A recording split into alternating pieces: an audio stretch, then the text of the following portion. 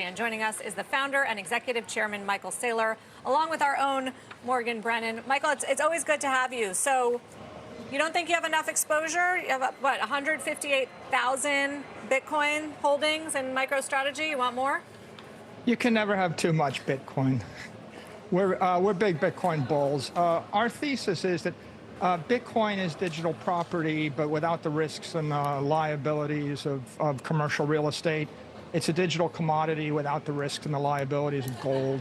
It's a digital tech investment without the risks and the liabilities of big tech. And so we're bullish. You know, it's funny. People sometimes forget that you're like an enterprise software company. And I noticed that you're doing some new partnerships on AI with Microsoft. And I wonder if that kind of good news gets overshadowed, or any kind of news about your fundamental business gets overshadowed by just being a proxy for Bitcoin. We're really excited about our partnership with Microsoft and AI. We're the first BI company to put AI into our product line, and it provides great artificial intelligence boost to our business intelligence business. We're going to use it to grow the business by acquiring new customers, and also it's accelerating cloud adoption within our customer base. Yeah, Michael, it's Morgan, and of course that business also helps enable you to buy more Bitcoin. The fact that we have seen Bitcoin rally as strongly as it has over the past month, I mean, the SEC seems likely to approve a spot Bitcoin ETF after that key court loss. Does the introduction of an ETF help or hurt investor appetite for MicroStrategy specifically? Well, I think it's going to help. It's going to accelerate adoption, and it's also going to accelerate institutional awareness and education efforts of Wall Street to teach the 99% of the investors that don't know about Bitcoin what it's all about. MicroStrategy is a differentiated offering. I think spot Bitcoin ETF is a great thing for investors, but we don't charge a fee. We use intelligent leverage, and we can generate a tax-deferred Bitcoin premium for our investors. So for people that are really long-term bulls on Bitcoin, we represent a pretty attractive option or alternative to a spot Bitcoin ETF. Sounds like you think MicroStrategy as a stock is going to continue to command a Bitcoin-related premium then? Well, if you're not charging a fee and you're generating a premium and you're holding it over the long term, then one would think that it'll be valued at a premium versus the underlying asset. Michael, Bob Pisani here. Bitcoin is going to be having a halving next year. That's a rare event. Can you sort of educate the viewers on what happens when that occurs and what, if any, effect that'll have on Bitcoin's price? Well, most of the natural sellers of Bitcoin in the market right now are Bitcoin miners, and they have to sell to pay their electricity bill and their capital cost and retire their debt. That's about $1 billion a month worth of selling into the market. The protocol forces that to be cut in half as of about next April, late April. So you're going to see $12 billion of natural selling per year converted into $6 billion of natural selling a year, at the same time as things like spot Bitcoin ETFs increase the demand for Bitcoin. So that's why all of us are fairly bullish over the next 12 months. Demand's going to increase, supply is going to contract, and this is fairly unprecedented in the history of Wall Street. Just to follow up on the Bitcoin ETF, can you sort of give us a sense of when you think, presumably you think the SEC is going to be forced to approve this. Can you give us a time scale on when this might happen?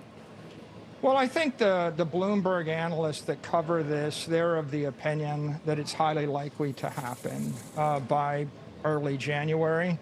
I think it'll happen when it happens. But long term, I guess the most important point to be made is institutions are adopting Bitcoin. It's highly likely that it will happen, if not by first quarter of next year, at some point in the coming 12 months. And we know the halving is coming. So if you've got a 12-month to 48-month time horizon, this is a pretty ideal entry point into the asset.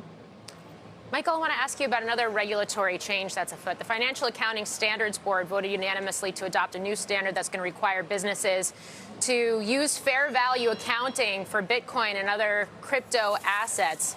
This could be meaningful for MicroStrategy. You just reported a loss, an impairment loss. tied to Bitcoin in your earnings last night. I think that number is now ballooned to more than $2 billion in impairment losses since you started holding Bitcoin on your balance sheet. Expecting more guidelines before the end of this year and then an implementation in 2025. What does this mean for MicroStrategy? What does this mean for companies more broadly? Does it make it more attractive to start to hold Bitcoin? Long term, this is going to open the door for corporations to adopt Bitcoin as a treasury asset and create shareholder value with their balance sheets.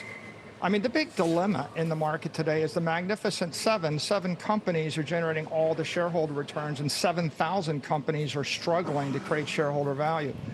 MicroStrategy's secret is we're leveraging our balance sheet as well as our P&L. We've got more than $5 billion of assets on our balance sheet, and Bitcoin is growing at 3 or 4 times the cost of capital.